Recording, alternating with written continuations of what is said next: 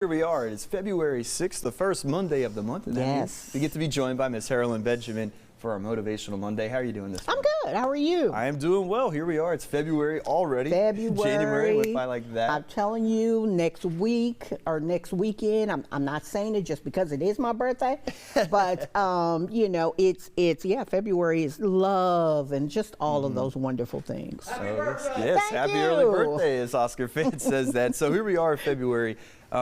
Obviously, with these Motivational Mondays, we like to talk about joy and different ways to find joy, but then there's kind of the flip side to it. Yes. As you call them. What did you call them? I call them joy robbers. My robbers, yes. mentor, Dr. Sandra Steen, she wrote a book called how to steal your joy, and basically it talks about individuals who come and they steal your joy. Have you ever had that moment? You show up at work, everything is wonderful, you didn't spill coffee, things are rosy, everything's great, Oscar smile, everybody's great, and then you have that one person who walks in the door and changes the whole atmosphere. And so one of the things people always ask me is, what do you do? Well, you know, I believe that your energy, the way that you react to the person really can change their attitude. Oh, yeah. And so if you meet them where they are, you know, exchanging things with them, then of course it's not going to go well. But if you say, you know, let's find some good things that came out of that situation. I know your weekend wasn't that great, but was there one positive that you can find? Normally, if they can find that one thing and hold on to that one thing, you've got them. Yep. You've got them for the rest of the day. And you can go from one thing to a couple of Absolutely, reasons. absolutely. So, you know, let's just love on those individuals a little bit harder, a little bit longer than we normally would. And so don't let anybody steal your joy, but then maybe also help someone find their own joy. Absolutely, absolutely.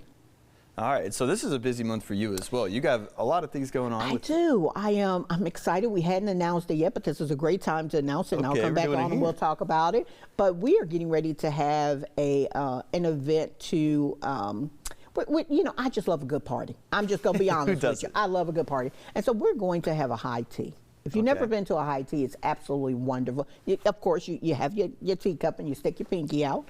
But this is a time for people who normally wouldn't get dressed up to get dressed up. So whether it's a man in a suit or whether it's a woman in a really nice dress and a hat, the whole purpose of this is to help us to go into this year with some information that can help us throughout the year. So we're going to have a couple of speakers. We're not confirmed with the speakers yet, but we're going to have a good time. It's going to be at Magnolia Farms and Enterprise.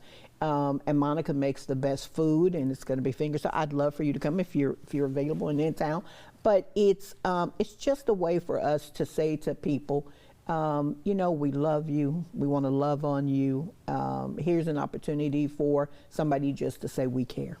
And this is for all through Women Who Care. It is. And, you know, I seen Mike Schmitz, he's one of our sponsors. Awesome. I love Mike.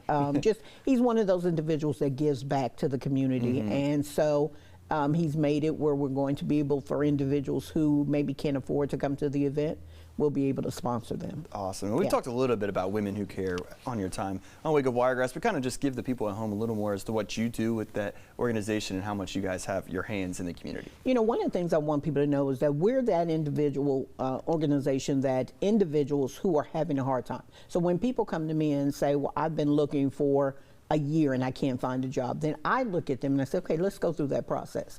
And sometimes it's as simple as you're holding your arms like this during the whole interview. Well, if you stop holding your arms like that, it may be easier for you to get a job.